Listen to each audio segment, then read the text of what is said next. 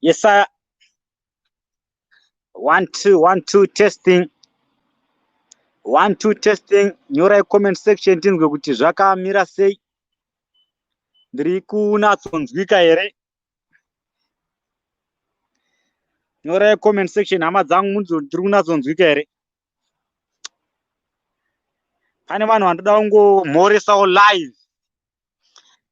Mzuva ranhasi. Wakati one day. Vakaita Mr. Tigere. How are you, Mr. Tigere? Muri active. Nguva zhinji ku comment section. Ndomhoresa zvakare. Mr. Tigere vari ku Australia naika. Ndomhoresa zvakare. Ndiani ndomhoresa zvakare Lady P Pajoza. Lady P, she is always active ku comment section kana pama videos. Ndiani, who else? Wineti Chikuwa, how are you? Ziri sei. Kuri sei koko Wineti. Uri kuzvigona sei? Kana uchikwanisa pinda mu studio. Link ndo randaisa pa comment section iro naika. Pinda mu studio Linet.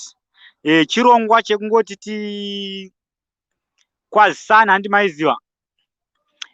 Abigail, I think it's Abigail Dabengwa.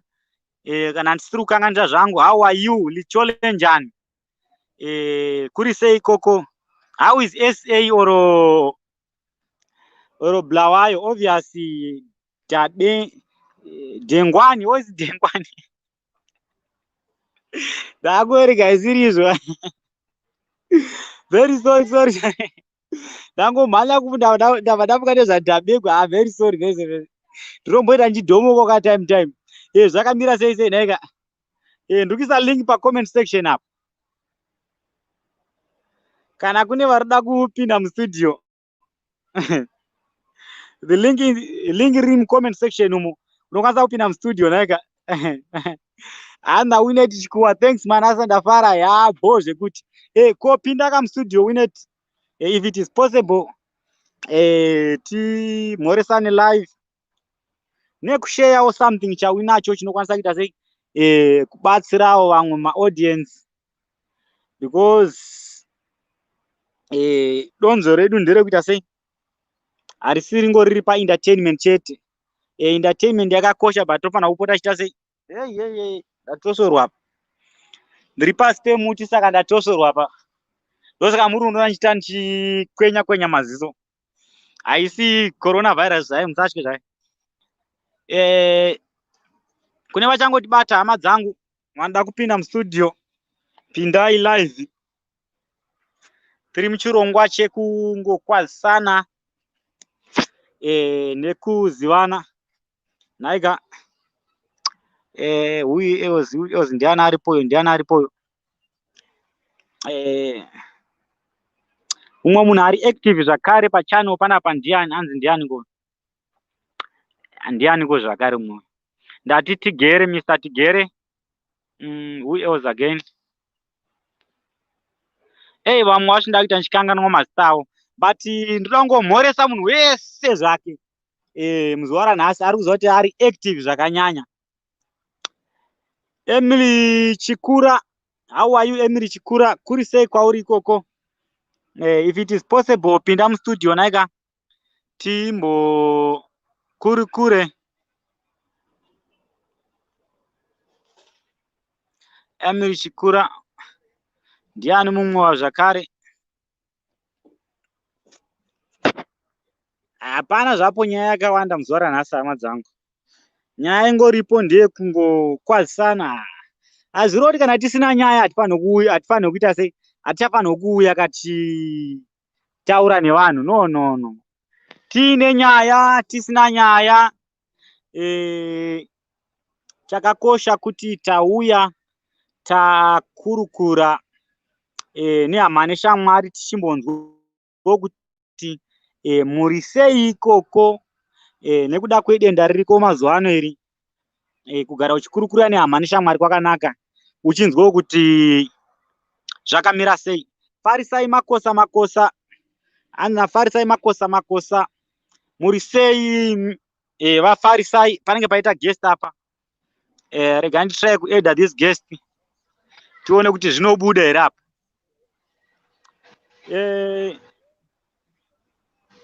Zvakamira sei apa? Emi? Muri sei mukoma? Boze kuti kuri sei South Africa? Ku South Africa kuri right, COVID chete. COVID iri kwese. Saka muri pa log. Kuno kuboze kuti. Handiti ka. Muri pa stage ani ye lockdown apa. Meno muri pa chi. Kuno kuti pa stage 3. Stage 3. Saka kubasa muri kuendera vanhu vari kubvumidzwa kuenda kubasa era? Yes, vanhu vari kuenda kumabasa zvavo. Time dzekefyu ndo dzinenge dziripo. Kubvona 9 kefyu yobva yatanga zvayo kusvika na 6 mangwanani zviya here, if I'm not mistaken. But zvitori nani? Aiwa, zviri nane chaizvo kana vanhu vachienda kumabasa, as long tichiteedzera mitemo yekupfeka mamask, tichiita nedistance, yes, it's allowed. Zvitori nani. Kana kunoku futi kutanga na 8 o'clock here, 8 p.m. kusvikawo mangwana hanzi na 4 p.m. here. Vanhu panenge vasingabvumidzwe kufamba. Pakaipa. Ndizvozvo ko tingadiwa komana wedu. Hapana, tinotodzilako neiri kutorira. Tochingonamata kuti dai mushonga wacho wekurapa wakasika kuwanikwa. Mushonga mukuru watinongokurudzirwa kufukira.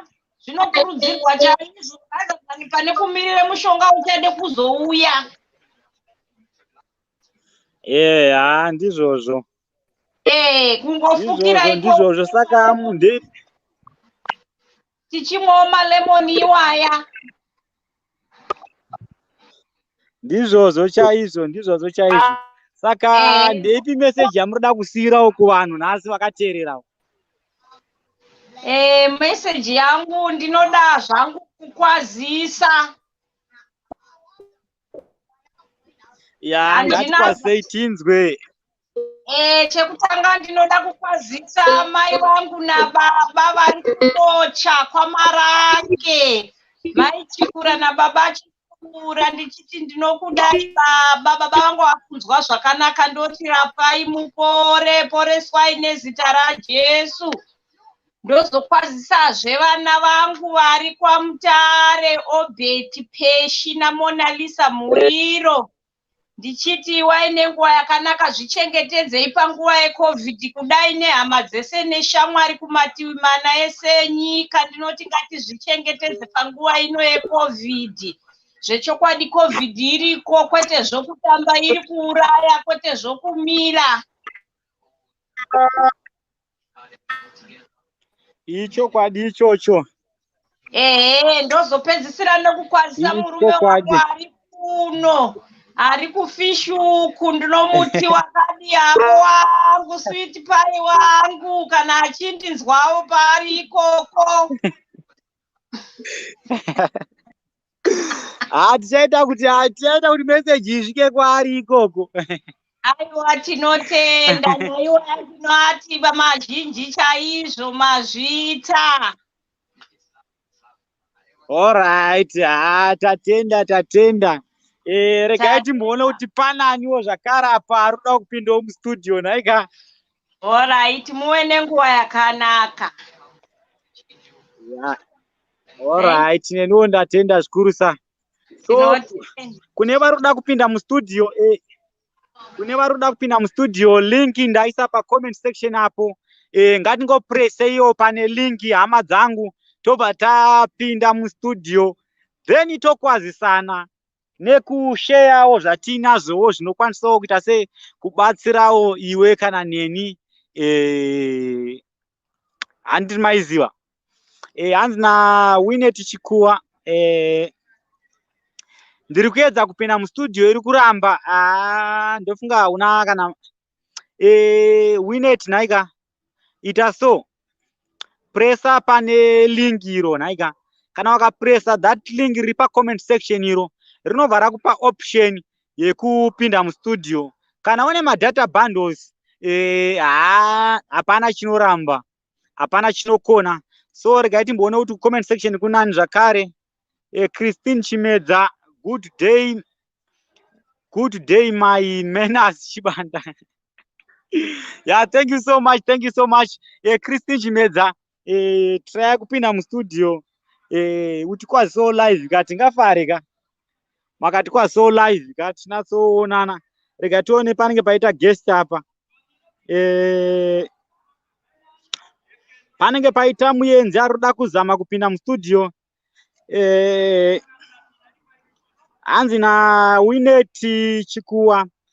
Ndatadza kupinda mustudio asi chandafarira ndechekuti mandimhoresa nditori neWi-Fi. Asi Wi-Fi yenyu iri slow here kana kuti muri kure nayo. Hapana chinokutasai kupinda mustudio kana network yenyu iri strong. Panenge paita muyenzi mustudio apa. Mukoma Savannah live. Mukoma Savannah.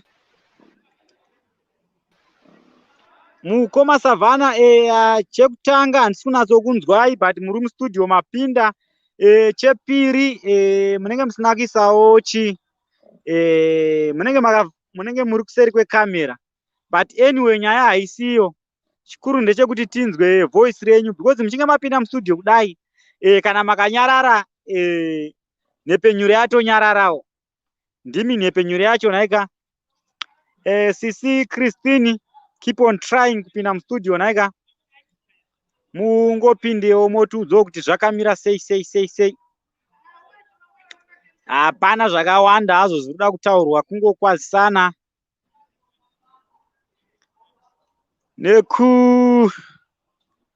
nekusiyawo message inobatsirawo vamwe vanhu. Ndo donzvo redu hama dzangu nhaika.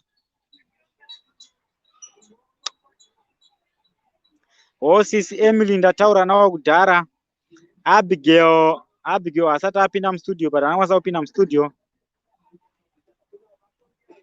Who else timboone zvakare comment section kuti pana nani apa. Let me check in the comment section. Let me check who else in the comment section. Be free. Be free. Be free.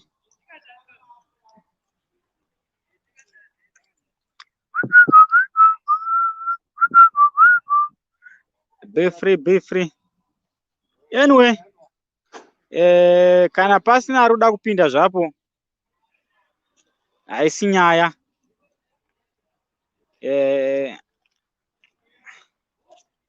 Haisi nyaya stereke.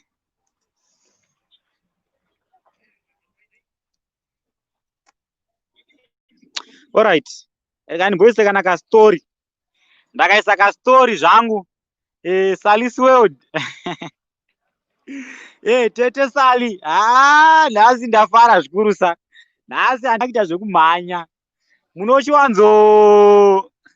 Munochiwanzouya palive kana ndakutopedza mozoti mazoita sei. Ndazosvika makupedza. Nhasi ndiripo. Nhasi pindai. Nhasi ndokumirirai. Ana Christine Chimedza. Ndoita sei kuti ndipinde pachirongwa. Yeah, right. Christine Chimedza. Zvamunoita it is very easy. Mirai ndiite sei. Christine Chimedza.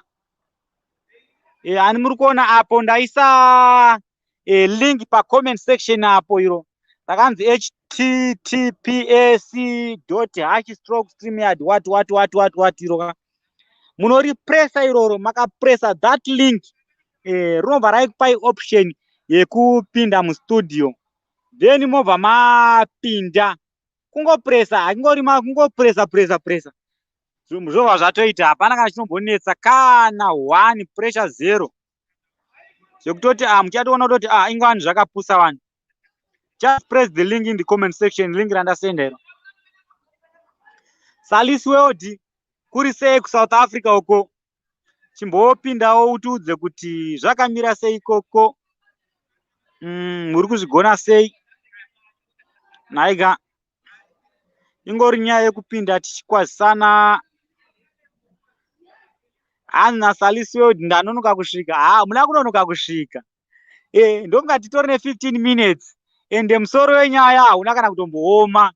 Musoro wenyaya ikwaziso ukubengelelana, after kwaziso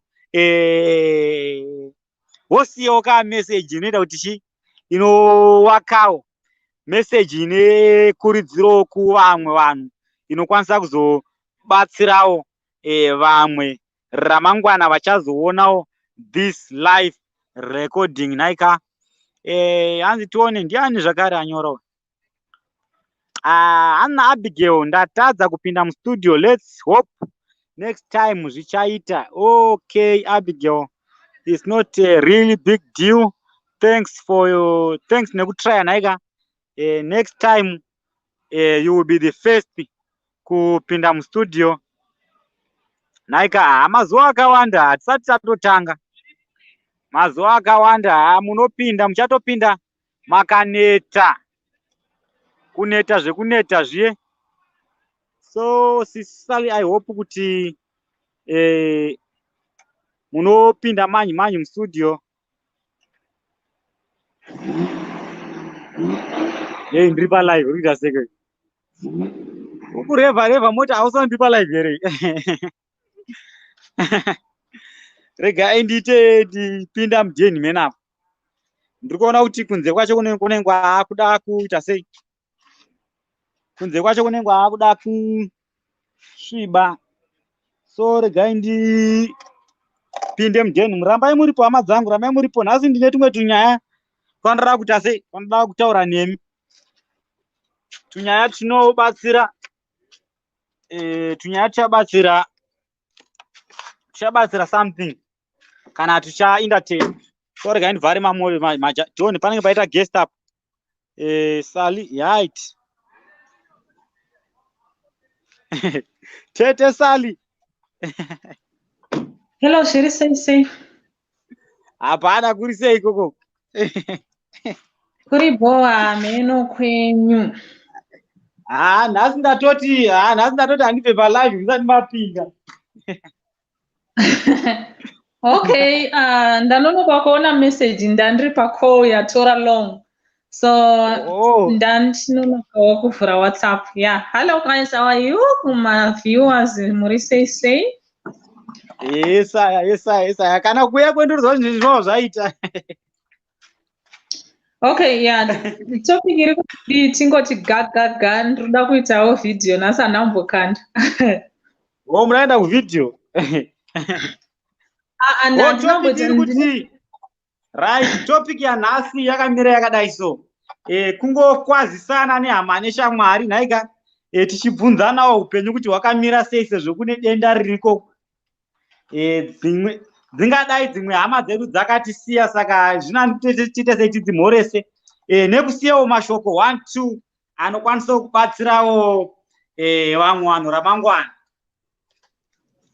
Oh, okay, that's so nice. Kuwana nguva yekukwazisana, tinongoiwana nguva yekungoswera tichingoita zvatinenge tichiita, but tisingakwazisani. Well, ine chekutanga ndokwazisa maviewers ese epano pa Chibanda TV or channel. How are you guys doing? I love you all. Mozoshanya kwa Tete Sali anditi. Right, number 2. ndozokwazisa maYoutubers ese Zim YouTubers Nigerian amene kwamuri ndozoti kumazim YouTubers angu kubva kune mamento edu vese vana kubva kuna Nakundai Lady P uyo ndakuona vana Bhiriyoti ndichiti nini kune vamwe mafellow YouTubers vangu vasiri kunzwa mushe Anambire TV Chichi nevamwe vakasiyana siyana ndichiti nini porai tiri kukudai pabasa right. Kune vese vari kuZimbabwe kana kuti vari kupi ndinoti nini please take care of yourselves. Hatidi government kuti itiyeuchidze kuti tinofanira kuchengetedza utano hwedu. COVID iri kuuraya, haiuraye government, inouraya iwe. So guys, ngatipfeke mamask patinoenda kumabasa, ngatizive kuti tiri kuzvidzivirira because pakatoipa guys. Pakaipa. Chokwadi especially panyaya dzekuzvichengetedza izvozvo ipapo mataura ipapo. Mask haipfekerwa mupurisa. Unozvipfekera iwewe. Ndo dambudziko ratinaro, tinoti kana takaona mupurisa ndo patinoda kuzoisa mask. Tinozvinyepera ipapo. Social distance again ngatingomaintain zvakawanda wanda zvese. Yeah, ndizvozvo. Yeah, that's very true. Ngatizi nenyaya dzekufamba kuvhakasha ngakuite kushoma. You know? Mashoko makukuti ayo taakutomboita samai chisamba. Tikazosvika manje kumwe kuya tinozotozoita matopic. Tozoita topic chaiyo but anyway for now ndinongoti vanhu ngatiutano. Maybe ndingangopa paningi papo ndingangopa 1 or 2. You know, tiri kutanga gore guys, tiri kutanga gore zvizhinji zvatichasangana nazvo. You don't know kuti gore iri richapera sei, zvichaitika, chichaitika. Saka vazhinji ngatizive kusungirira patushoma twawinatwo itwotwo, dziva budget, uzive kutenga neungwaru, kusesekedza. You know, vazhinji vakazofa nenzara gore rapera nguva yelockdown. Hatizivi pamwe ticharamba tiinayo lockdown iyi. So vazhinji vari kupererwa nemabasa. Tinongonamata kuti Mwari vakuzarurirei kana lockdown yapedzera vanhu mabasa. Vanhu vasina mabasa, vamwe havasina chikafu, vamwe vanozodii vakufamba vakupema. So guys, ziva budget. Kana uine pawakabata pashoma ipapo pasungirire ugopota uchiraramisawo mhuri. Kune vane mhuri dziri kumusha pashoma pamuinapo tumirai vana kumusha. Vana hatidi kuti vafe nenzara nevabereki handiti. Right, pane message yandingasiya ndeyekuti you know guys, nyaya yeCovid iri kungotitorera hama dzedu tisingatarisiri. Inoziva tichipedza kutaura souzonzwa kuti Manasi atodai atorwara akatodai. So let's keep on checking kuhama neshamwari, especially vari kumusha kana kuti vari kumusha chekaiwo vari kune dzimwe nzvimbo kuti how they are doing. You know, hanzi hauzivi kuti ramangwana richamuka sei. Maybe tiri kutaura munhu wanga uchitaura naye apa unenge wave nevhiki 2 kana kuti gore usingatauri semai wozongonzwa kuti vafa neCovid. How do you feel? So let's keep on checking on our loved ones. Tiratidzane rudo. Aya mazuva ekupedzisira ngatiratidzane rudo. So hatidi munhu ozochema, munhu onzwa kuti baba vafa kana kuti bhudhi vafa kana kuti apo wanga negore usingatauri semunhu kana mhoro chaiyo. Haunyari. So ndingangoti ndozvatinga. Kana munhu afa ozotenga box re$5,000. Iye ngachimbotadza kutenga airtime 100 rands. Imagine. Apa waitadza kufona chaiko kuti utari ungobvunza munhu kuti zviri sei.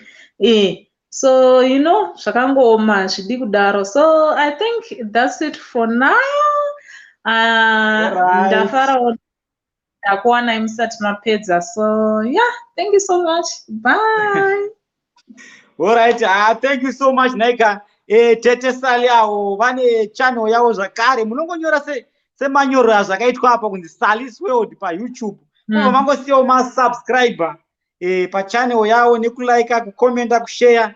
endai ikoko munozvinzwirawo mega kuti content yavo yakaita sei. Content yavo yakasiyana siyana, imwe ine dzidziso, imwe inongoentertainawo zvakawanda. Hatingangoite zvine dzidziso chete ka, entertainment inombodiwawo nhaika. Yeah, inodiwa ndizvozvo. Yeah, that's very true. Right, thank you so much. Regai timboone kuti panani apa. Let P Zimu, zviri sei Let P Zimu ku SA uko. Dai zvaigona kana dai zvaibvira, mambopindawo mustudio kana musiri pabasa zvenyu. Let P Zimu ndi YouTuber zvakare, ari based ku SA South Africa. Munokwanisa kuenda zvakare pa YouTube mongonyorose manyorero azvakaitwa zviri kubuda pascreen apo kuti Let P Zimu. Mosiyawo masubscribe ikoko, kulike, kukomenta, kushare. Endai mega munozvionera ikoko pamhino sefodya kuti content yake yakamira sei. Thank you so much Let P nekuti yeuka muzuva ranhasi anzi maswera sei. Taswera maswera sei. Unoda kuda kudhomuka. Regai timboona kuti papinda imwe comment zvakare. Ndi Christine Chimedza. Ana Christine Chimedza, mukoma Menas, thanks my brother, nebasa renyu ndatadza kupinda pachirongwa. I think next time. Okay, Christine Chimedza, ndinotenda ipapo. Regai tione zvakare kuti pane mumwe muteereri isa message zvakare. Regai tiwerenge kuti yakanzi kudini nhaika. Panani apa ndi Tendai Jaravaza. Tendai Jaravaza, how are you? Kuri sei kwauri ikoko? Ndinovimba nekutenda kuti kutsvene nhaika. Zvanzi kudii maswera sei pano? Haiwa isu taswera maswerawo. Kuri sei ikoko nhaika? Tinotenda nekuisawo macomments kwamunoita ikoko. Ndimi munoita kuti tiite basa iri rienderere mberi. Kana pana arikuda kupinda mustudio, let me put the comment, let me put link in the comment section so that our viewers, you can just press pane link ipapo wobva wapindawo mustudio tokurukula live, tichikwazisana, kubvunzana upenyu uye zvakare nekusiyawo mashoko ane kurudziro kune vanhu vari kuona panguva ino nevanhu vachazoonawo pane ramangwana. Vanenge vachidawo kuita sei kunzwawo mashoko ekurudziro nhaika. Thank you so much. Ndikuona pane vanhu 2 apo. Ndofunga kana zvichigona kana zvichibvira muchida kupinda mustudio shandisai link iri pacomment section, because chirongwa chedu chinenge chaakuendawo kwamvura yacheka makumbo. Kwangosarawo maminutes mashomanana kuti tichivharisawo chirongwa ichi nhaika. Chirongwa kwaziso ukubengelelana nhaika live pamhepo nekupananawo zvakare maideas. Ndiani aripo apo zvakare? Ndiani aripo? Let me check in the kuma guests kuti pane guest here apa. Guest hapana. Thank you so much. Ndikuona vanhu vari kuramba vachita vachiuya.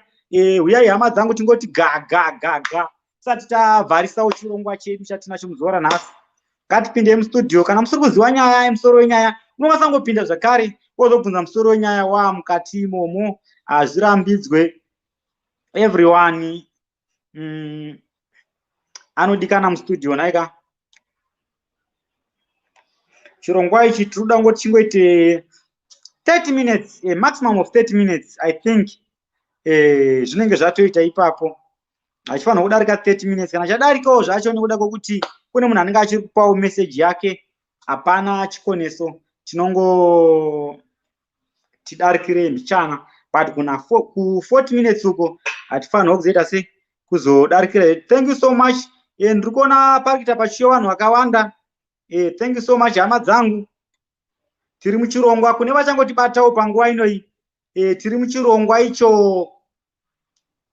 Tiri muchirongwa kwaziso ukubengelelana live pamhepo. Unokwanisa kukwazisa uri mucomment section kana kuti unokwanisa zvakare kupinda live mustudio wokwazisa.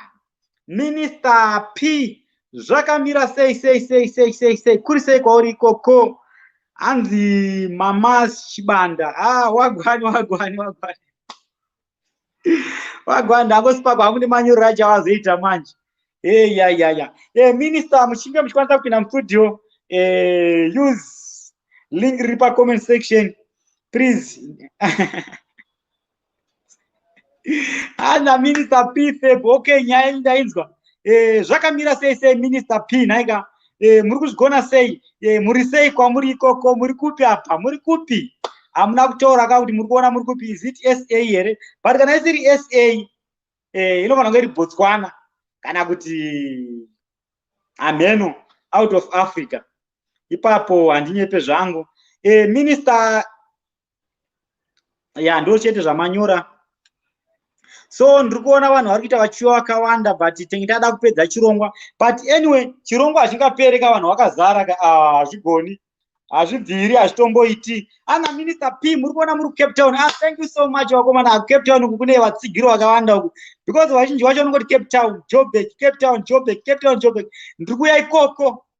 Munokwanisa kunyora nhamba dzenyu comment section. Kana ndouya ikoko ndichakufonerai mese, mumwe nomumwe ndomusendera airtime. 100 rands kumunhu wese. Eta.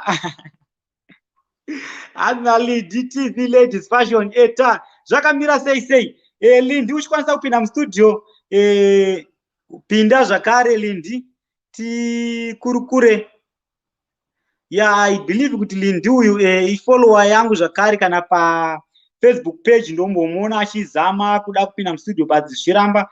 But muzora nhasi kuchida kupinda hazviite sei, hazvirambe. Ana Winnet Chikuwa zvanhasi zvaramba, next time ndopinda ndiri SA Pretoria. Oh Yesaya Pretoria. How is Pretoria my sister? How is Pretoria? Kuri kunaya here ikokoko? Pretoria, I hope ndiyo capital city SA ye South Africa, if I'm not mistaken. Naika who else ari papo? Tiri muchirongwa hama dzangu, kwaziso ukubengelelana live pamhepo namukoma Mena Sibanda. Unokwanisa kukwazisawo uchishandisa text message kana kupinda live naika kukwazisa mahara pano.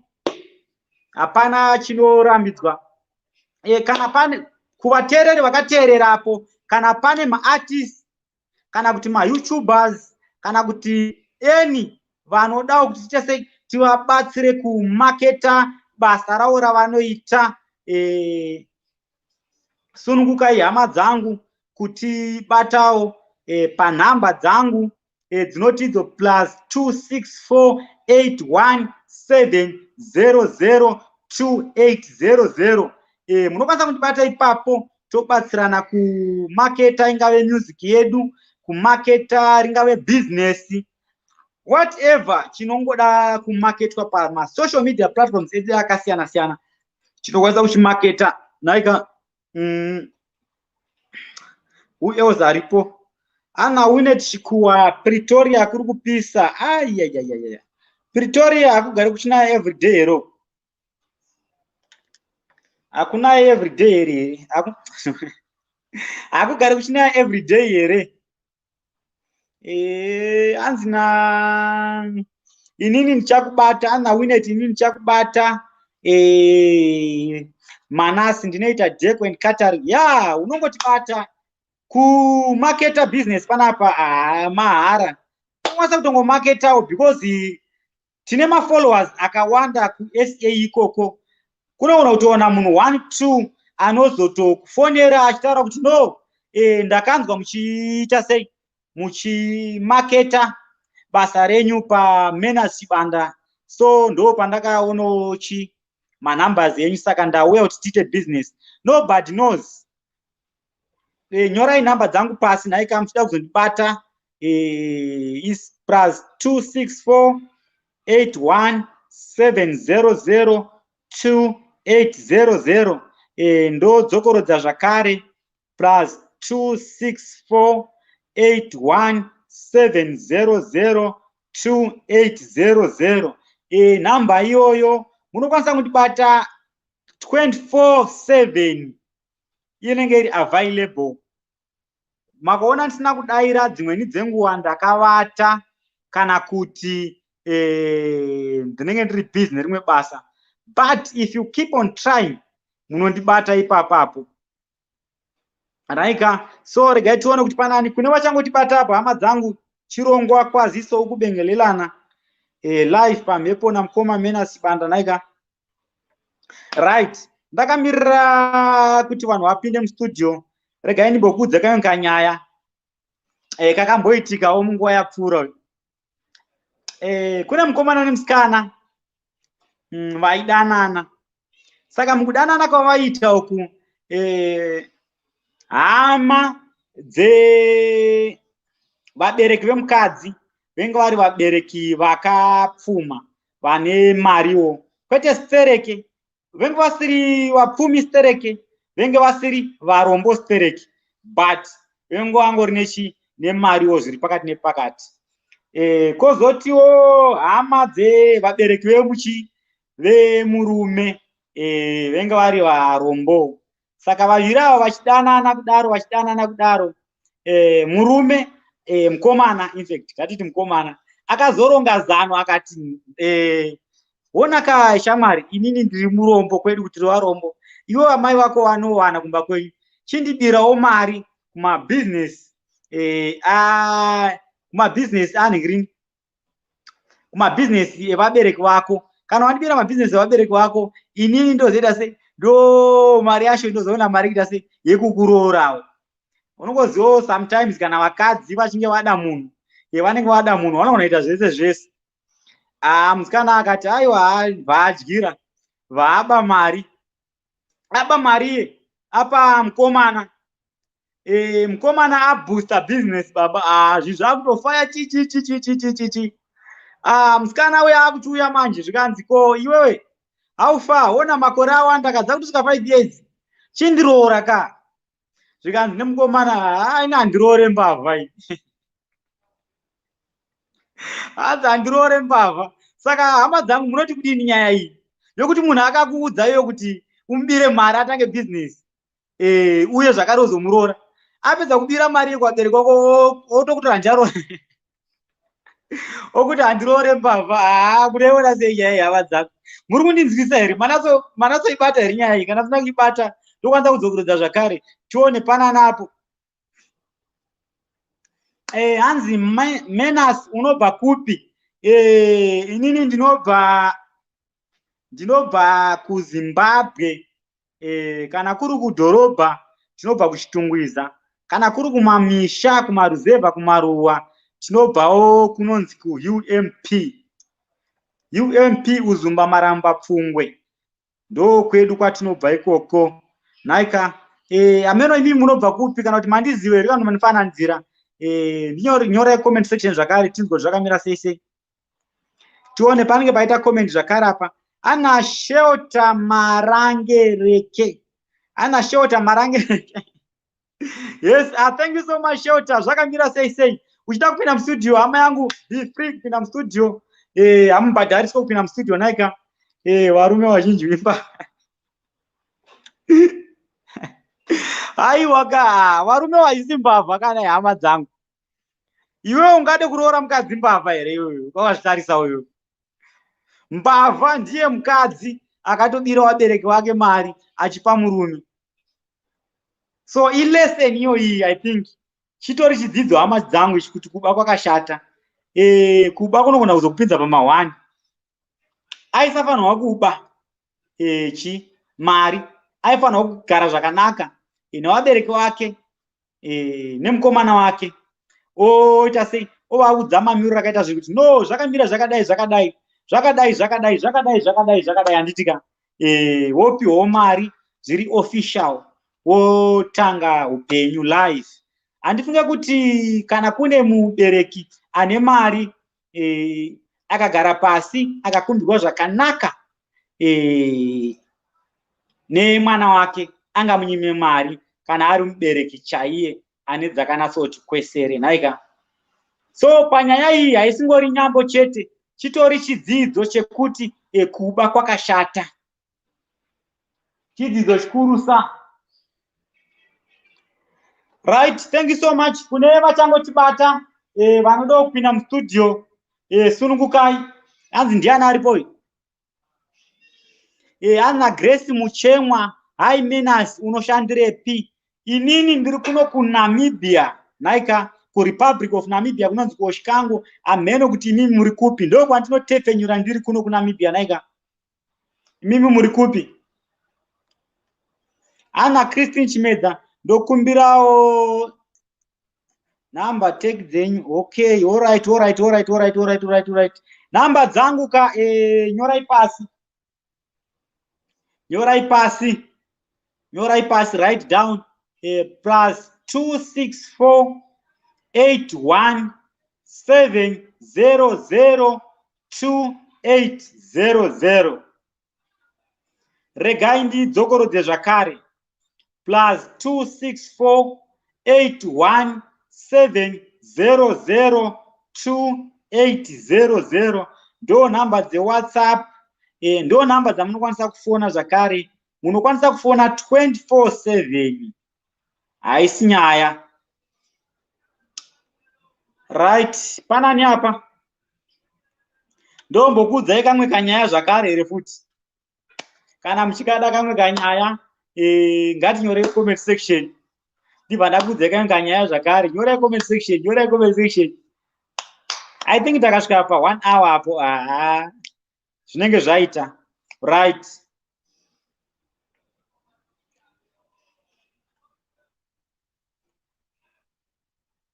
Nyorai comment section.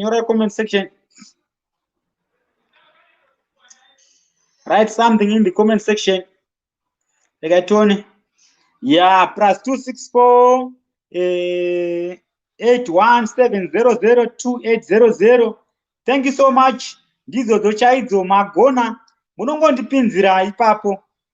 Musapinzeko zvezvipinzai nhare mbozha after live, because munga disturb this live broadcasting.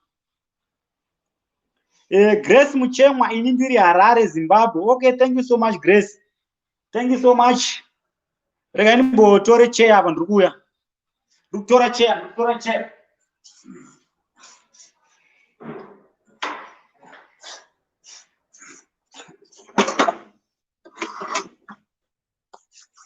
Right, kune vachangotibata hama dzangu.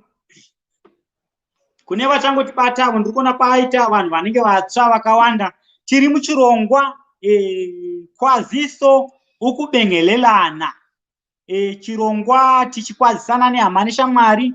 Tapedza kukwazisana tosiyawo mashoko 1 2 anovakawo angabatsire iwe neni ramangwana kana pari zvino zuva ranhasi.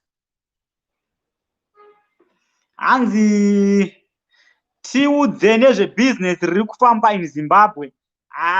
Inini zvangu hama dzangu handiri kunyeperai. Business riri kufamba muZimbabwe handisi kuziva kuti chii. I am based in Namibia for many years. Saka kuZimbabwe inini yakatondikonawo. Saka handisi kutomboziva, ndakatotsvawo. Wakaona ndakaenda kuZimbabwe ndenge ndichitongonoshanyawo. Ndobva ndadzoka kumba nhaika. Hanzi na Christine Chimedza, nyora pachati ndiri pabasa. Unonyora seko pachati apa? Pachati kuti unonyora sei handisina kuzoziva. Handisina kuzoziva, ganimbotry tione, ganimbozame.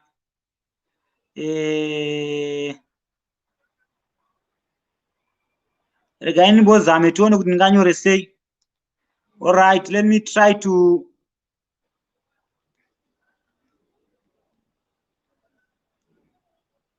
ganimbozame. Hakuna chiwe. Ya ndanyora. ndanyora.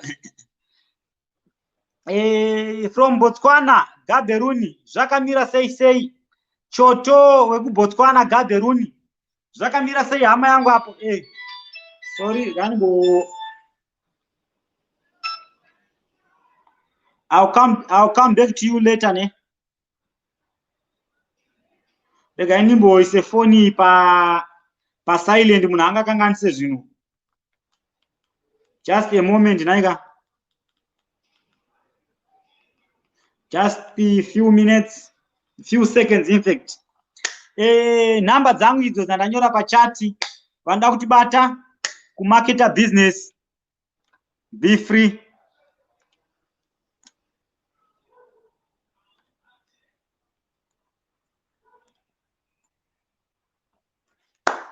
Right, kana pane vangopindawo mustudio izvezvi vane shungu, vane chido chekumhoresa hama neshamwari, kubvunzana upenyu, sunungukai kupinda mustudio muchishandisa link riri pacomment section. Christine Chimedza rekationa hanzi kudii, ana Christine Chimedza, thanks mukoma, ndadziona proper kutenda, tototenda imi kavatsigiri varidzi venhepenyuro. Right, regai ndikutsvagire kangu kanyaya 1 kanonakidza kuti muite sei, musabohwekane. 1 kanyaya kanonakidza, 1 kanyaya kanonakidza kakapisa ndekekuti kudiko zviya. Right, zvakazomboitika rimwe gore radarika, gore rapera kana gore rapera paseri, inini manje namadhamu wangu takatogara mumbo zvangu. Saka mufoni mangu madhamu wangu waiziva kuti inini ndoita zvemagirlfriend. Saka mufoni mangu menge mune nhamba dzakanzi Melody. Vakabva vaenda panhamba dzaMelody dzedze, vatarisa matext anga aripo zvataisenderana mumessage, vaona kuti iyi girlfriend remurume wangu, ndobva wadzima nhamba idzo dzakanzi Melody, bva waenda panhamba dzavo vawadzinyora kuti Melody. Wapedza kudzinyora kuti Melody kudaro, ndamuka pai ndaenda kubasa pai around kuma lunch hour. Waiziva ka lunch hour yangu kuti around 1 to 2 message bva zvikanzi hi baby chi what ndakati boss zvekuti zvikanzi nditengerowo airtime. Ini vandatenga airtime pai $10 vandasenda. Saka vanangodzokera kubasa, hapana handina kuzobvunza kuti recharge card raita here. Handina kubvunza that time recharge card raita here, vandati handozobvunza hangu time after work. Ndasvika kumba pai, vandaita sei, vandasenda message ndakati iwe ndakusendera airtime, hauna kunzwa kuti recharge card raita here, zviri kufamba sei? Zvikanzi fona. Apa ndakagara kamumba mukicheni naadzimai ka, mumba muchafoneka here varipo? Vandabuda panze ndakati regai ndinoita sei, ndinofona ndiri panze, vandanyepedza kuti ndake ndaka kumashops. Ndasvika panze pai vandafona pai, ndiri kufona nhamba dzamadhamu dzachidyiwa kunzi Melody. Nditonzwa kutodaidza kuti pindai mumba mudye sadza raita tapakura. Ndakanyara wakomana. Ndakanyara zvisingaite, nanhasi ndichiri kunyara ndichine nyadzi. Ndiani aripo? Billiot Zim Studios. Zvanzi zviri sei akoma, zviri sei hama yangu Billiot. Kune vakatarira panguva inoi, uyo anonzi Billiot uyo ndiYouTuber zvakare. Makangoendawo paYouTube monyera kuti Billiot semanyorerwe azvakaitwa ari kubuda apoyo, munosiyawo masubscriber ipapo, motanga matariso maona kuti content yake yakamira sei, anesa content yakanaka yakasiyana-siyana, ndotoziva kuti content yake ichakunakidzai, mosiya masubscriber iwo. Ngatisupportei iwo vakomana, ngatisupportei local, support local. Support local first. Kana imini makasati supporta, kana kuti isusu takasakusapotai, hatina chatinenge tichiita manje. Tinongoramba tiri veshure chete rudzi rwedu isu. So ngatitange kusapota nawo please. Ndo chikumbiriso changu ichocho. MuZimbabwe, supportawo muZimbabwe chekutanga first. Haukwanise ndiani tone. Hanzi kiki ndururani. Aiwa, ndonya yacho. Rega tibona apa. Mukoma Billiot, thank you akoma. Thank you so much. Mukoma Billy. Ndiani aripo zvakare? Grace Muchemwa kiki. Menasu wakanyanya. Ina handina kunyanya, ini ndima akanyanya. So rambai muripo just 1 minute, now go check something up. I want to check something pa computer hii. Please. Volume. I'm on live. Inoreduce sound a bit. Rega ndimbocheke kuti zvakamira sei apa.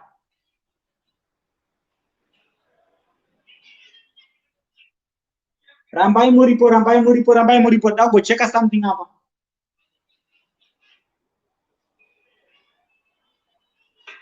Right.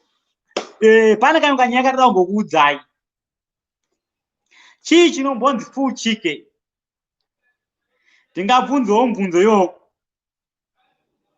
Ani saka wakapinda here ukadya sadza. Mumba mungapindike futi. Ndakatobuda kuenda kubhawa. Ndakazodzoka time. Ndadhakwa ikoko ndakutovava. Ndakutanda nyadzi. Right. Regai tipinde kana kanyaya kechipiri. Ndoda kubvunzawo hama dzangu. Chii chinombonzi full chicken? Full chicken. Chii chinombonzi full chicken? Musaseke because pane zvandiri kuzvibvunzira. Because ndiri kuona sevanhu tisinganatsonzwisisa zvinoreva full chicken. Full chicken semaziviro angu inini ihuku, ingave yakafa kana kuti mhenyu, but iine musoro wayo, iine manhenga ayo, iine matosi ayo, iine nzondora dzayo, iine zvinhu zvayo zvese. Ndo chinonzi full chicken according to my understanding. Ko imini munoenda kwana Nando's, mosvika ikoko moti moya muchizwa kuti matenga full chicken. Matenga huku isina musoro, isina nzondora, isina manhenga, isina matosi, isina kana chii chayo. Ndo inonzi full chicken here iyoyo. Makadzidza kupi imi? Chirungu munochiziva here? Musave muchizwa kuti matenga full chicken. Mangotengawo because ukatarisa nzondora dzinenge dzisipo, musoro usipo, manhenga asipo, matosi asipo, zvakawanda zisipo. Saka isi full chicken. Unongokatotenga kana pamwe half chicken or quarter chicken. Because zvinhu zvakawanda zvinhu zvisipo, wakaundura huko manhenga wakaisa apa, anogona kuziva zvakanaka kuti poto. Manhenga chete. Saka iwe unongoti watenga full chicken ipi wanenge watenga? Hapana full chicken yawanenge watenga. Ndiani apa? Kana pana arikuda kupinda mustudio naika, ndiri kuisa link pa comment section apa. Kana pana arikuda kupinda mustudio, ndiri kuisa link pa comment section. Musakanganwe zvakare hama dzangu kuti panhingiri tiripo pa Facebook. Zita rongoti Menas Chibanda iroro. Ndo ramunongoenda mongonyora kuti Menas Chibanda. Mosiya subscriber pa Facebook page yedu. Tinoisawo dzimwe nyaya zvakare dzakawanda dzakasiyana. I think muzuva ramangwana ndine live yandichaita inini na vanonzi Mukoma Masimba. Vanonzi Mukoma Masimba. Ndine live yandichaita nawo mangwana. I think nenguva dza 11 AM Zimbabwe Zim time naika. So please endai ipapo mono like that page. Endai mono like that page rakanzi Menas Chibanda pa Facebook. Nekuti ndine imwe content yatisinga upload pano pa YouTube yatinongoisawo pa Facebook page chete. Saka zvakanaka kuti muve muri kwese kuitira kuti kana nyaya muchinge maiposta pa YouTube hamuzoiposte zvakare pa Facebook. Hazvigoni. Right. Ndine kamwe kanyaya zvakare. Lockdown yakomana ika. Lockdown ichatiparira iyi. Vanhu havasi kunyatsonzwisisa. Zvakanzi makambani avhure nachina 8 here, avhare na 3 PM. Handi ndo zvakataura hurumende. Timboone. Sorry. Rega ndimboerenge comment iri panapa. Mukoma Menas munofa bo zvekuti bo. Thank you so much naika hama yangu. uchida kupinda mustudio shandisa link iri pacomment section iro kupinda mustudio. So nyaya ndinayo panguva ino hama dzangu ka sekuziva kwenyu mese kuti nyika yedu iri pashutdown. So zvakanzi makambani aite sei avhare iwo nenguva avhure here nenguva 8 kana singakanganisi ovharawo I think na 3 PM makambani ese. Zvino dambudziko ravo kwandiri manje mukomana wangu wemombe kuZimbabwe haasi kunzwisisa. Akuvhura mombe na 8 AM ovhara na 3 PM hanzi nekuda kwekuti makambani akanzi avharwe na 3 PM. Ameno ndomuita seiwo ipapapo hama dzangu haasi kunzwisisa munhu. Kundivhara mombe na 3 PM hanzi makambani ngaavhare. Regai tione munofara here mukoma menasi Sara JB. Aiwa ini ndinofara ameno ikoko munofarawo here kuno takaropafadzwa. Hama yangu Sara JB kana zvichigona zvichibvira iva unopinda mustudio undikwazisewo live shandisa link rirapo kana kupinda mustudio zvakare ukwazisewo vamwe vanhu live vaunoda kuva unokwazisa. Naika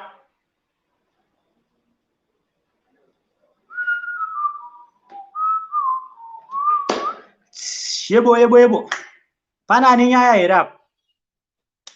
Kana pana ane nyaya ngaapinde mudariro. Kana pana ane good story ngaapinde mudariro. Titandare kune vachangotibata vanoda kupinda mustudio. Be free. Kupinda mustudio hakubhadhariswe.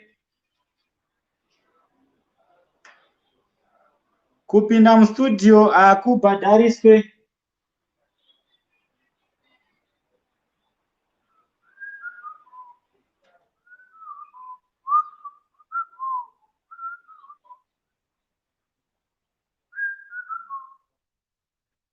Yebo ndombokudzai kamwe kanyaya here zvakare apa?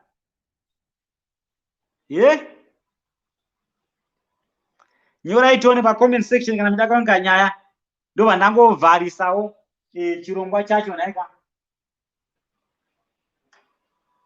ndobva ndangochivharisawo. Pindaiwo pacomment section apo tibva tangovharise chirongwa chacho. Uye ndinyorewo zvakare comment section ndidzo ndiri kunatsonzwika here.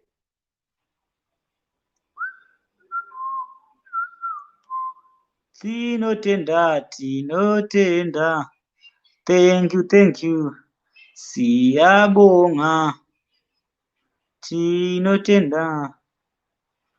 Ndikuudzei kuti kudii? Ndokuudzai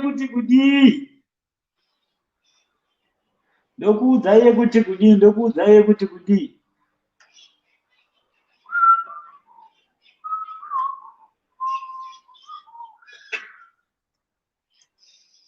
Tangai mapinda mustudio ka.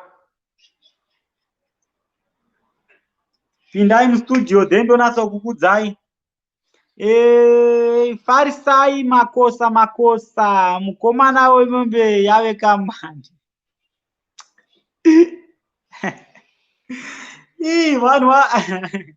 Vanhu right. Regai timboone panenge paita guest apa.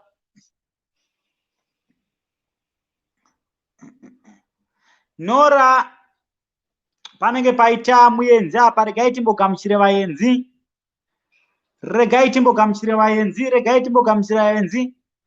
Hanzi zvakare naniko naSara JB. Hanzi ndiudzei kuti ndopinda sei pastudio. Zvamunoita pane link randaisa kucomment section iro rakanzi http wati StreamYard chichi. Makaripressa that link iroro rinobva rakupai option yekuti mupinde live mustudio. Zvakaputsa. It's very easy kupinda mustudio. Naika right panenge paita kwaziso apa. hanzi mundikwazisirewo mhuri yangu Ratidzo Mauto, hanzi Ratidzo Mauto, mother of 4, Penina Garikai Chimedza Junior, Beyonce and Yolanda, Anamire Chimedza and young brother Joseph Chimedza in Mvurwi. Ndofunga mango zvinzwirawo kuti makwaziswawo live pamhepo na Christine Chimedza. Thank you so much nekwaziso yenyu chaita kuti isvike kwavari ikoko. Who else aripo apa? So regai ndiise zvakare link pa comment section apo.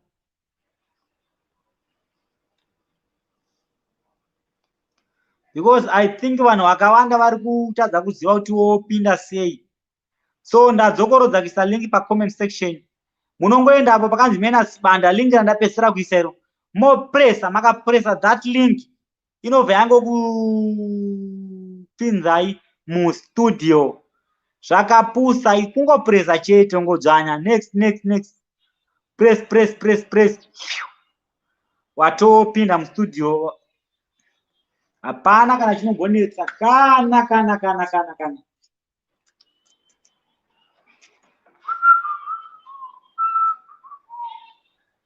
Ngatipinde chibva tangopedzese chirongwa. Ndakangomirira kuti mustudio muyo munopinda vanhu 1-2 chete mustudio. Benjamin Mambo, zvakamira sei kuri sei kuBotswana? Hanzi zviri sei mukoma apo?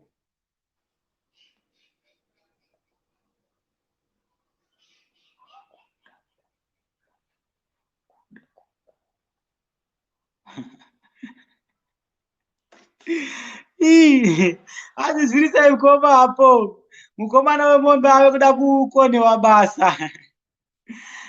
Ndakuzomufaya manje. Ndakumufaya. Hanzi Nanola Dube, you are so loud and clear. Zvandinoita izvozvo. Ndinenge ndine energy yakadarika yaVan Choga. Because ndakataurira pasi ka hamungandinzwe kana ihama dzangu. Hamufanira kuita zvekuisa foni panzeve zviye zvokuda iso kuti mukoma Mena zvaruti kudii. No. Ndotoda kutoti mutaure ndokuti kana ukasiya foni iri apo yokagara apo unenge uchindinzwa loud and clear. Ndo zvandinoita. Regai timboona kuti panani zvagara apa. Hanzi uri kunzwika zvakanaka. Haiwa, thank you so much. Thank you Naika. Who else? Ndiani zvakare apa rara kupinda mustudio hama dzangu? Tingovharise chirongwa. Ngapapindewo 1-2 kana iwo hama. Tingotiwo bla. Tobva tavharisa chirongwa. Tivharisa, arikuda kuvharisa ndiani? Ndakuda vanhu 2 or 1. Anovharisa chirongwa. Guest rinovharisa chirongwa. Ndakuda munhu anovharisa chirongwa. Kune vachangotibata hama dzangu, mangwana tino live paFacebook page yedu yakanena Sibanda. Ndichange ndichitaura namukoma Simba. Ndofunga mukoma Simba munowaziva. Vari based kuAustralia. So ndichange ndichikurukurawo nawo 1-2 stories Naika. So endai munolike ikoko. Baya zveblue izvo and follow the instructions. Yesaya. Ndizvozvo chaizvo. Ndiri kuvaviva apa wakomana. Ndangomhanya kuya palive kapa. Sina kunazobata garwe saka ndakutovaviva. So ndichipedza ndiri ndangoenda kunobata garwe. Ndati kunobata garwe. Musazotaure nepasiripo. Ndati ndiri kuvaviva ndichipedza kuva ndinobata garwe. Unozonzwa umwe munhu akududzira nepasiripo. Kubata garwe kwandiri kutaura kunogeza. Tokuzivai. Munokota kaimi tokuzivai. Unonzwa umwe munhu akutotaura sirizvo.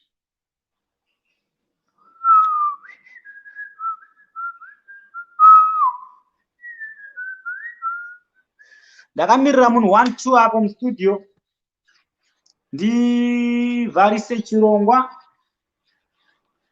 ndivharise 1 2 1 2 1 munhu pana ari kuzama kuda kupinda, so ndakabva ndangoita offline. Mumwe munhu ari busy kuzama kuda kupinda. Hazvizobude zvakanaka, it will not make sense naika. So regai ngatinyore comment section uko.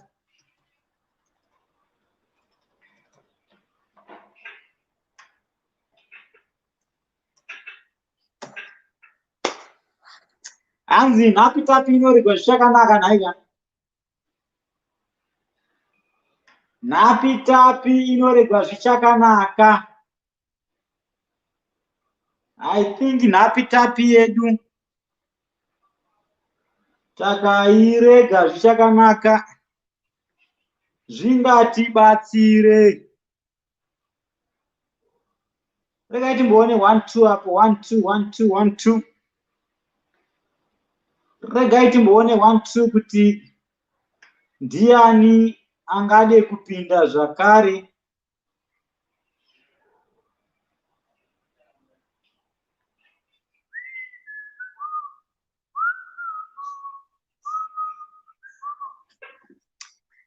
Ndiani ari papo?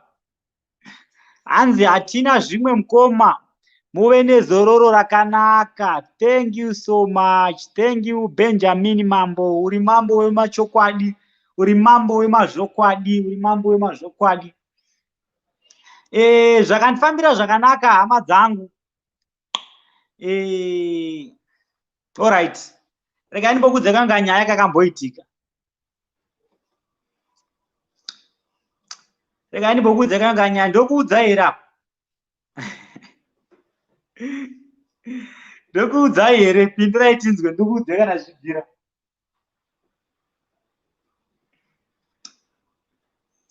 Ndokuudza here first da kutanga mambo. Tanga mambo nyora comment section apo because handidi kuudza vanhu vasiri kuda.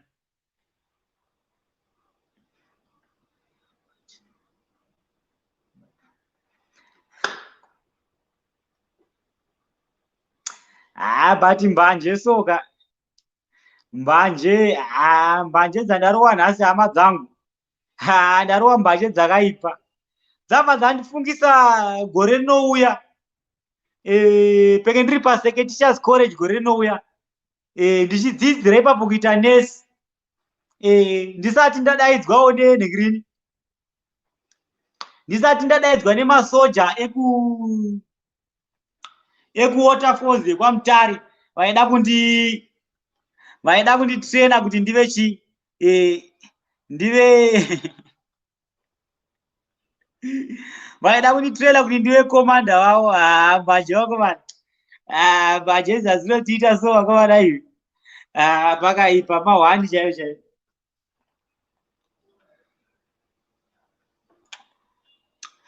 So hama dzangu, regai ndipete chirongwa chazuva ranhasi ndichiti thank you so much kune vese vakasubscribe painoine channel. Hanzi hamuzadaro ndozvoita mbanje. Ndozvadzinondiita mbanje. Right. Hanzi takubata uda kugeza kikiki. Ndina kugeza. Amone ndosaka ndiri kugwabvura here umana. Ndikutoskwinyiwa so ndangoitawo musikanzwa ungoti ndichingobvawo pagravity apa. Ndakati ndenge singambofungidza kuti this live ichasvika kunana 1 hour 10 minutes patawe. Ndechingogaya kuti pamwe ndezve5 minutes so ndakati risati raenda kuna amai varuka. Regai ndingotiwo bla bla bla bla. Kuita sei kukurukurawo hama neshamwari nhaika. But ndazoona kuti vanhu vacho varamba vachingouya. So hazvina kunaka zvokuti mumwe munhu ada kupinda mustudio obva waita sei ubva wapedza live kana kuti mumwe munhu asenda comment yake ubva waregedza kuverenga comment yacho iyo ndobva ndangofila imwe handifile bo ndosaka muchiona chizoita sei chizoramba chikuita chienderera mberi vanhu vakuramba vachiuya. So kune vari kuramba vachiuya hama dzangu vanoda kupinda mustudio, I think makapindawo mustudio zvingatibatsire. Ndikuona pano vanhu vakuramba vachiuya kuda dzimweni dzenguva vanhu vatsva, so vari kutoshuta kuma 15 varida kupinda mustudio varoramba vachiuyawo. Pindai mustudio, makapinda mustudio ndobva ndakuudzai kuti nyaya yacho yakamira sei. Musatye zvenyu. Hanzi naNola Dube kune varida kupinda mustudio pindai hama dzangu, shandisai link riri pacomment section iro kupinda mustudio tokurukura live tichitandara zvedu tichikwazisana tichipananawo kurudziro live pamhepo.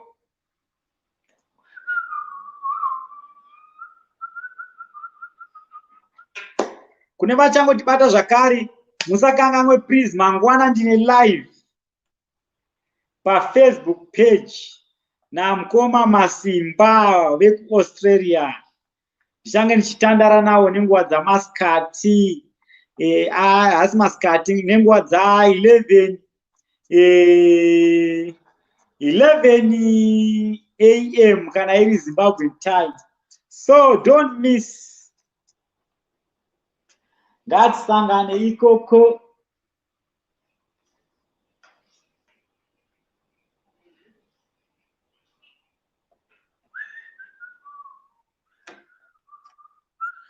Hanzi totaura. Thank you so much. Thank you so much. So imwe nhau zvakare hama dzangu, musakanganwe. Ndofunga Tete Sali vambopinda right, panenge paita muenzi apa. Regai ndizame kumuedha. Regai ndizame kuisa muenzi wedu mustudio. Guest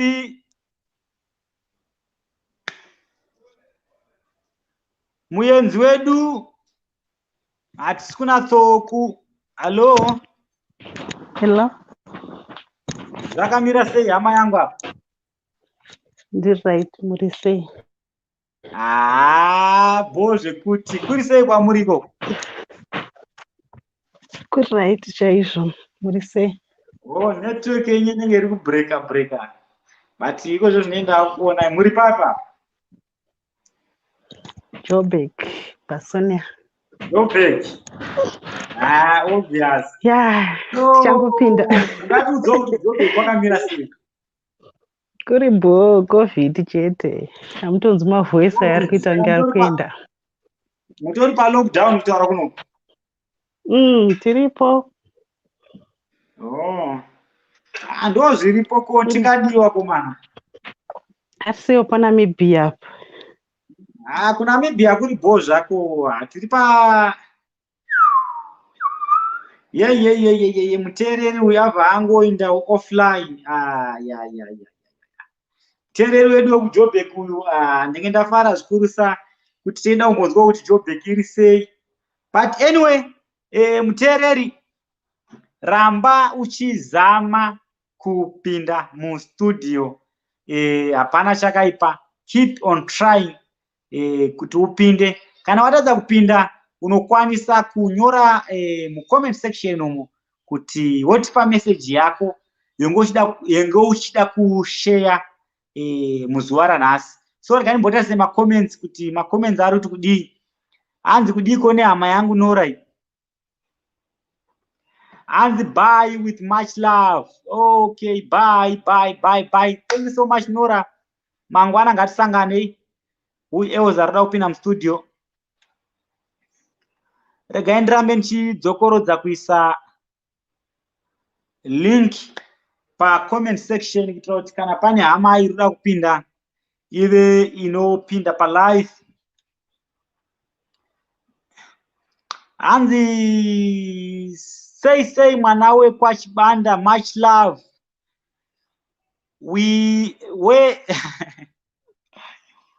And where are you right now? Okay, mwana wekwachibanda ari kuNamibia, kunonzi iko kuOshikango. Oshikango border town iri padhuze neNamibia. Not neNamibia. Oshikango border town ye Angola and Namibia. Ndo kwandinotepfenyura ndiri ikoko. Ameno iwewe uri sei? Uri kupiwo zvakare. Hanzi nehama yangu Chiedza Dick network ma1 ine shanje. Hey, musatye vachiedza mazuva mazhinji.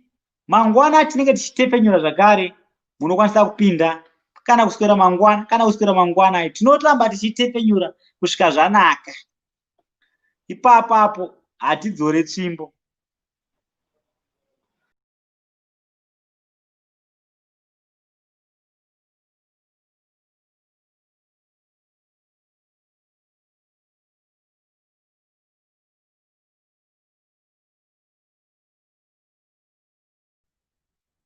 Very sorry vateereri. Pane penge ndapress apa, so mukubata kwandaita ndakachida kuverenga comment yenge iripo. Pane pandapressa ndosaka yabva yangu ita offline, but very sorry, ndazvigadzisa nokukasika. Vanhu vari kuita vachiuya.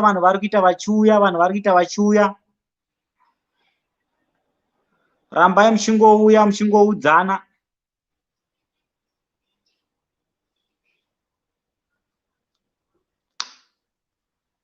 Right, ngatipinde mustudio tiona.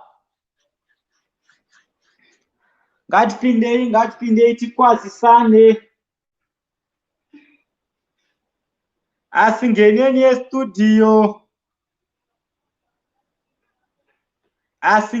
yestudio. Kwaziso ukubengelelana ndo chirongwa chaezuva ranhasi. Kwaziso ukubengelelana live pamhepo. After kwaziso nekusiyawo mashoko 1 2 maviri matatu anokwanisawo kubatsira ramangwana.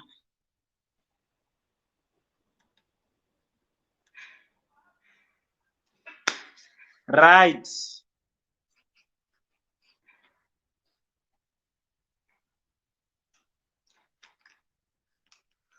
Kune vachangotibata hama dzangu, musatye kupinda mustudio. Musatye. Ndiri kuona vanhu vari kuramba vachiuya vakawanda. Vanhu vari kuramba vachiuya.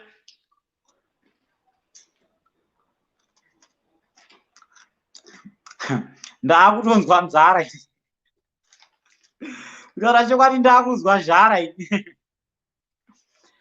Because ndagarisa apa palive apa.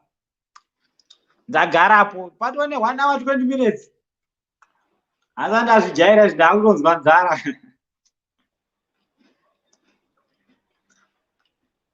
Ndosaka muona ndichita.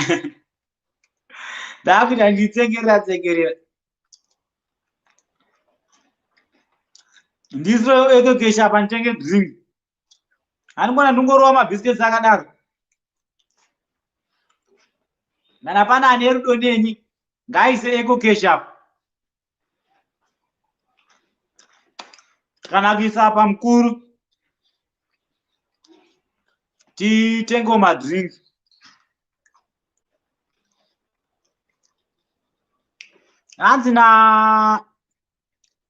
Hanzi maita basa mukoma. Hanzi mochaisa nguwai. regai ndimbogamuchire vaenzi. Nora.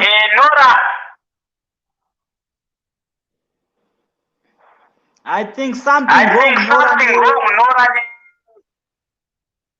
Iri kubounce back.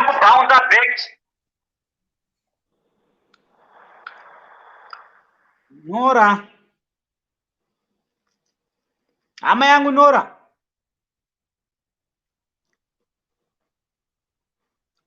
Alright. Ani maita basa mukoma mochaisa nguvai. Ndochaisa hangu na 6 p.m. Hama yangu Nora. Yes, yenge ichibounce back. Very sorry, ndofunga network yenyu. Kana kuti I don't know what is going on. Ndochaisa na 6 p.m. Hanzi nyaya yatapiwa makore junior yave papi. Alright. Rega ndione imwe comment zvakare apa ndibva ndangoibatanidze. Hanzi tapiwa makore senior. Thanks makore, tapadzwa shamba maudi unidzarira tinei makore and also amailesi ngavaurawe for lesson. Alright.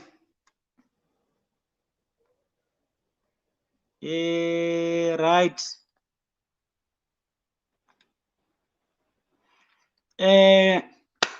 Regai ndipindure Christine Chimedza. Hazvigone kuti munhu aurayiwe nekuti apara mhosva.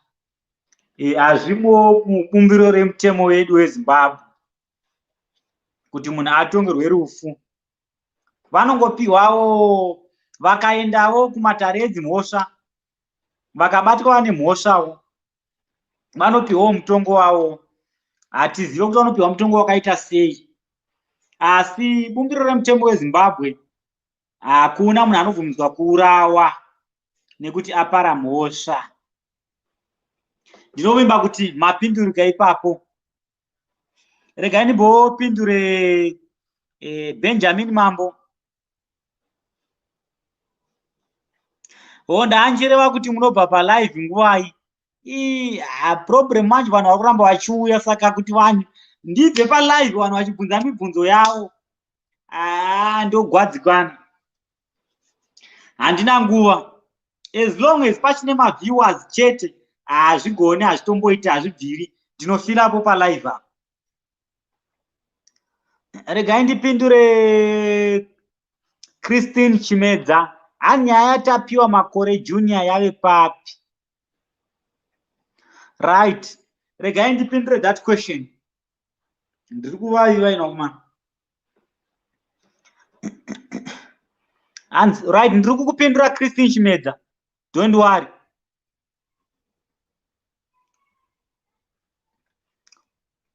Hanzi naChiedza Dick. Murare munyasha hama. Mundikwazisiro mwana wangu ari ikoko kuNamibia kuda kwashe Chikwepa. Mashoko ekupedzesera mashoko ekupedzisira ngaiti pfekei mask. Wangada kuti ngatipfekei mamask, sanitizer, maoko COVID iri kuuraya hama dzangu. Ngada kuti ndatenda hangu abva ndatenga. Be safe. Alright, abo. Proper, ndinotenda zvikuru sasiyabonga. Mashoko makukutai.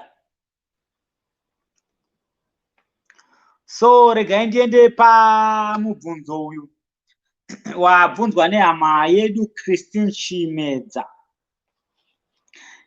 Sezvo inge siri zvayo topic yedu yemuzuva ranhasi, asi kana munhu achinge abvunza anoita kuti apindurwe, hapana chakamboipa. Nyaya yatapiwa junior yamira yakadai so. Musoro hausati wawanikwa. Kune umwe musoro uye wakawanikwa the following day, rakaurayiwa mwana waifungidzirwa kunzi ndewatapiwa makore junior. Musoro wacho ndokuzoita sei? kutorwa wakaendeswa kuma-DNA test. Saka ma-results ekuma-DNA test haasati abuda. Wakaendeswa ikoko nekuda kwekuti madhokotera vakati musoro uyu hazvisi zvinenge vakati musoro iwowo zvaisaita kunzi musoro wemwana ane 7 years. Vakati musoro vairatidza kuti musoro wemwana ane kuma 12 to 14 years. So tiri panyaya yemusoro iyoyo zvakare, kune rumors yekuti vanhu vari kumusha kwaMurehwa kwakaitika nyaya iyi vanenge vari kuziva here kuti musoro wakafukunurwa muguva ripi racho. Saka mapurisa anofanira kunge akatoenda ikoko kunonzwa vanhu vacho, uye zvakare vonoverifya kuona kuti guva riri kunzi rakabviswa musoro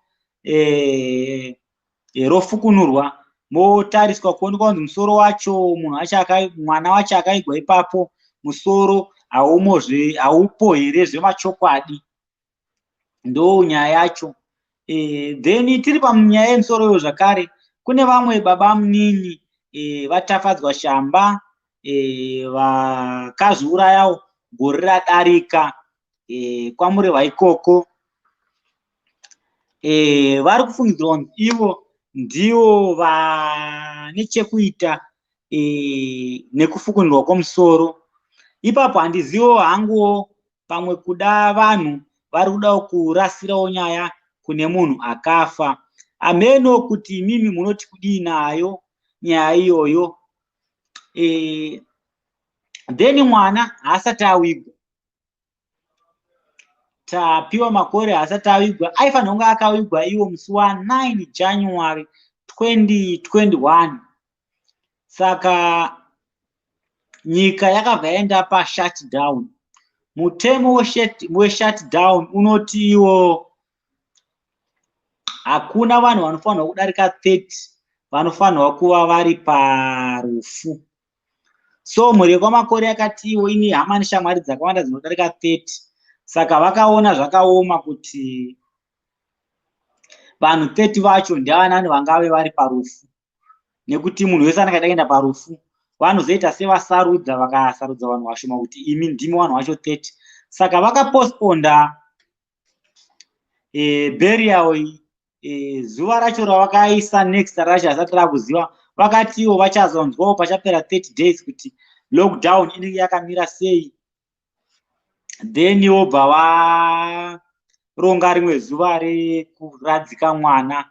Ndinovimba nekutenda hanzvadzi yangu hama yangu Christine Chimedza kuti mapinduruka ipapo naika. Right, regai ndione zvakare iyi comment ndamboiverengai.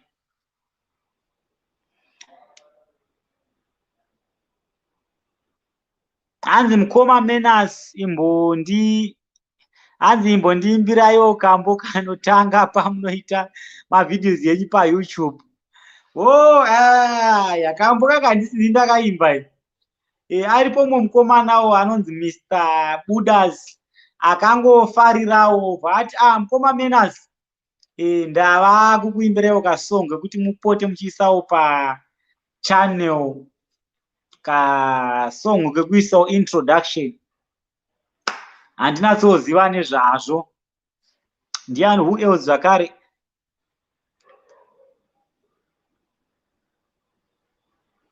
Hanzi imba.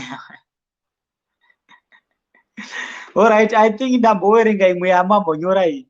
Ndichaita kuti mukomana wacho akaimba that song iyoyo auyewo live mustudio mutaure naye. Naika ndo zvandichaita izvozvo. Vanhu vakawanda vari kugara vachibvunza nezve that song iyoyo kuti kambo aka. Saka mukomana wacho auya mustudio, ticharonga toona kuti zuva racho raanga mustudio nderipi. Ouya mukomana mustudio naika. Kune vachangotibatawo.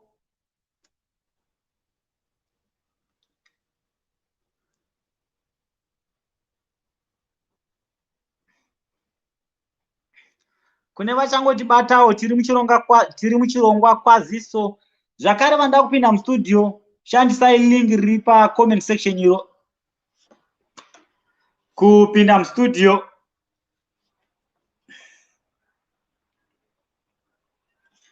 Ndofunga kwangosarawo maminutes mashomanana kuti chirongwa chedu chisvike kwamvura yacheka makumbo. So regai ndimbomire mbichana ndione kuti panani apa. Ndakangomirawo zve 2-3 minutes then ndobva ndangosvitsa chirongwa kwamvura yacheka makumbo.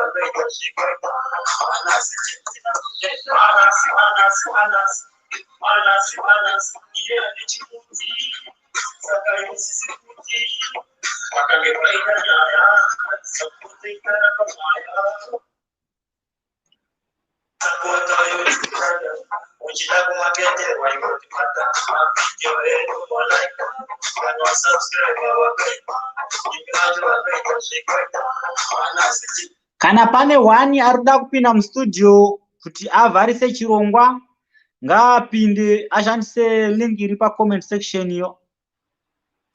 Uye zvakare kana pane arikuda kuvharisa chirongwa nemessage, kana pane anoda kuvharisawo chirongwa nemessage ngaasununguke kupinda. Dangoringa 1 message yekupesera anobva ndavhara chirongwa, kana kuti 1 munhu anopinda mustudio tobva tavhara chirongwa. 1 wekupedzesera anovharisa chirongwa nemessage oro nekupinda live mustudio. 1 anovharisa chirongwa, 1 anovharisa chirongwa. Yoza ndatoneta ini. 1 anovharisa chirongwa, 1 anovharisa chirongwa. 1 anovharisa chirongwa. Munhu 1 anovharisa chirongwa. Aiwa, kana pasina hapo hapana kushata. So regai nditi siyabonga hama dzangu, tinotenda. Thank you so much. Maguranchito pachimalawi, maguranchito anditika pa Portuguese obrigado, in Afrikaans chiko, in Afrikaans baya dangi,